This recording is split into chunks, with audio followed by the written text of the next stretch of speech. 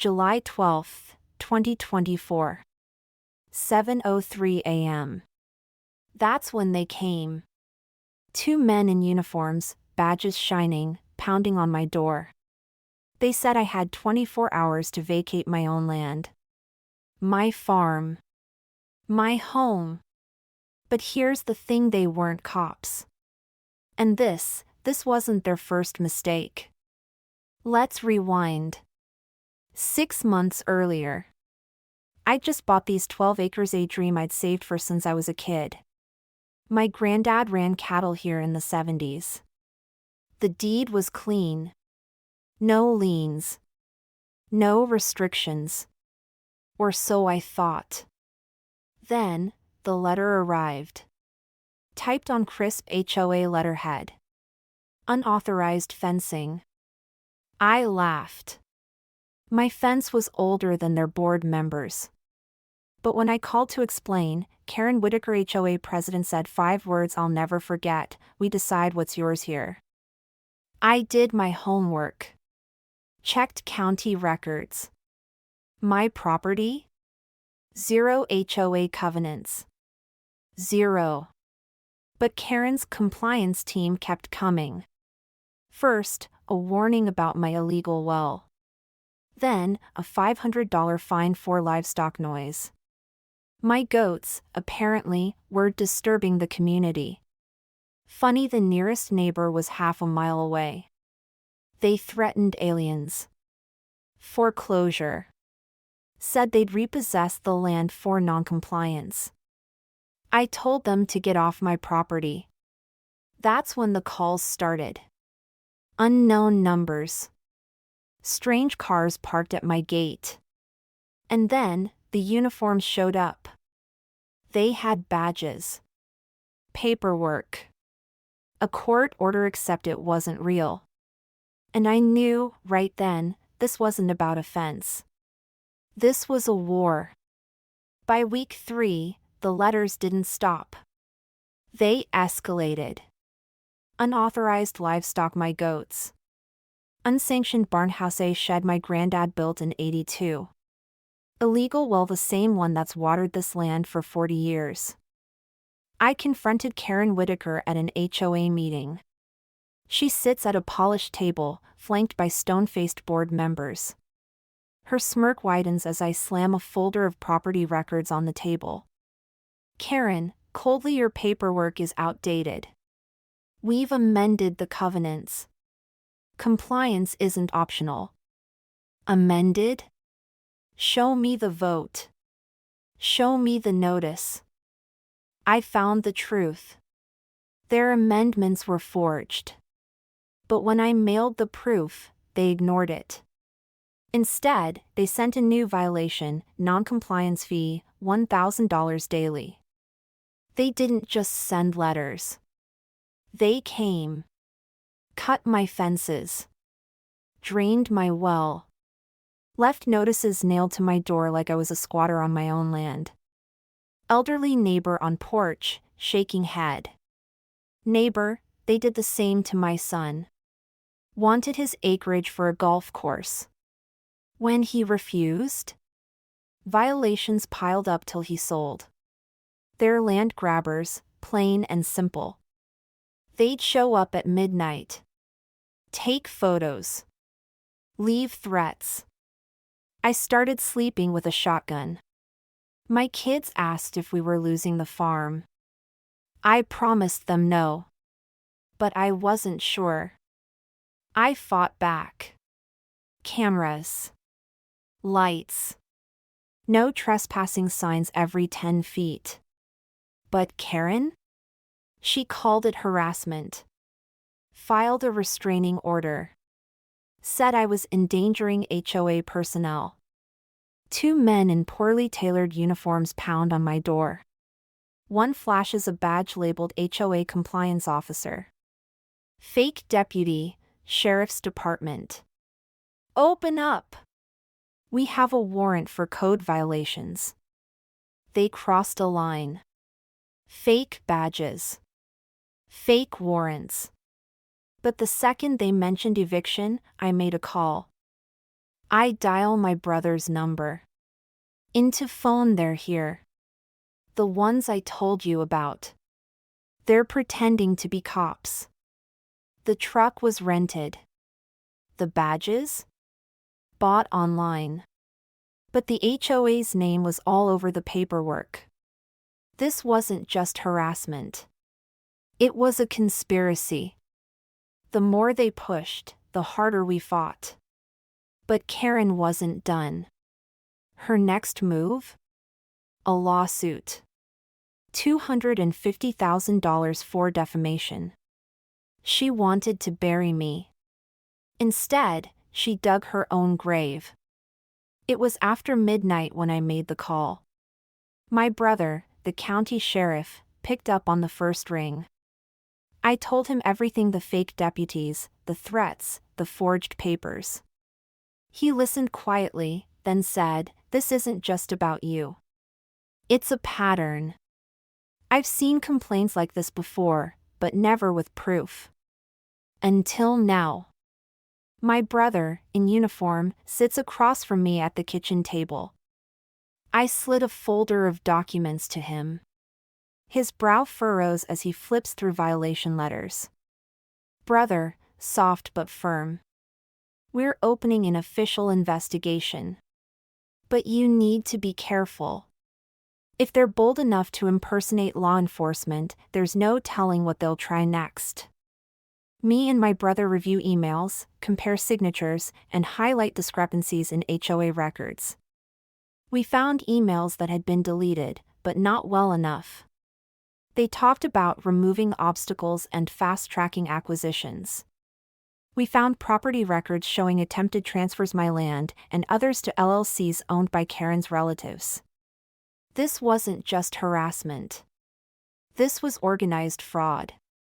We weren't alone. The same pattern: phony violations, intimidation, fake fines was happening in neighborhoods across 2 counties. Karen and her board were working with developers, using HOA power to force out owners and flip properties for profit. The deeper we dug, the more connections we found: shell companies, straw buyers, even rigged HOA elections to keep their people in control.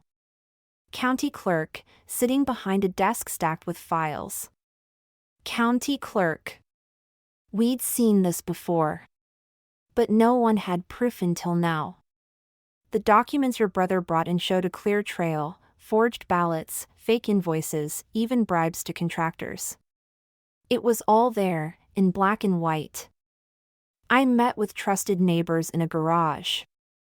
A retired attorney, a local teacher, and a contractor gather around as you lay out the evidence. Everyone looks both anxious and determined. We formed a committee. Bob tracked the money. Sarah coordinated with other victims. Tom, the retired attorney, researched the law. We weren't just defending my farm anymore, we were fighting for the whole community. Early morning. Unmarked cars line the street. Deputies serve search warrants at HOA board members' homes. News crews gather as evidence boxes are carried out. The sheriff's office moved fast. Warrants were served. Laptops, phones, and financial records were seized. What they found was staggering: spreadsheets tracking millions in fraudulent fees, lists of targeted properties, and emails detailing every step of the scheme. Me and my brother stand at the edge of my property, the sun rising behind me. I look tired, but there's relief in my eyes. I never wanted any of this. I just wanted to raise my kids and my goats in peace. But when people stand together, even the most powerful schemes can fall apart. What started as a fight for my fence became a fight for justice for all of us. Karen stands at a podium, lecturing members about community standards. The room is tense, lights flickering slightly. Suddenly, sirens wail outside. The doors burst open. Deputies in tactical gear flood the room, body cams rolling. Deputy, shouting, "Karen Whitaker, you're under arrest for forgery, conspiracy, and impersonation of law enforcement. Put your hands behind your back." Karen freezes, her speech notes fluttering to the floor. Board members scramble as deputies handcuff her. A deputy seizes her laptop, holding it aloft like evidence in a crime drama. They thought they were untouchable. But when my brother's team stormed that meeting, every lie, every forged document, every fake badge, it all came crashing down. Karen screams, "This is illegal. I'll have your badges," as deputies escort her to a cruiser. Neighbors gather, phones recording. One shouts, "Enjoy jail, Karen." Karen's lawyer, slick and agitated, paces before the judge. My brother sits calmly at the prosecutor's table, a mountain of evidence files beside him. Karen's lawyer, sneering.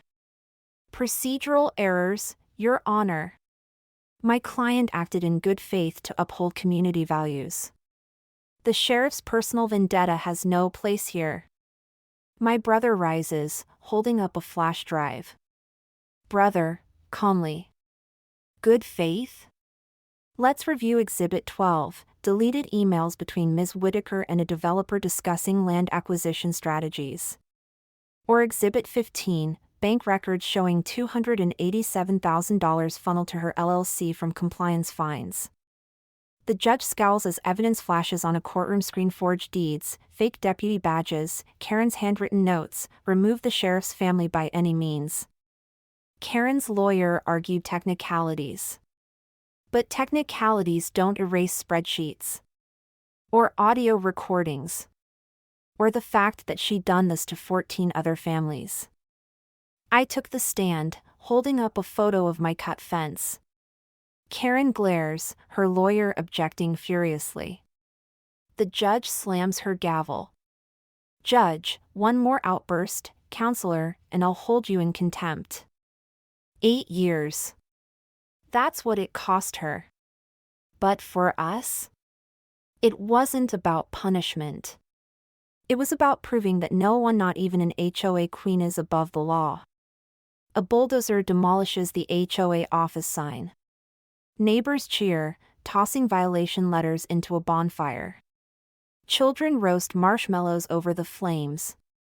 Interview clip with neighbor. We were scared to speak up.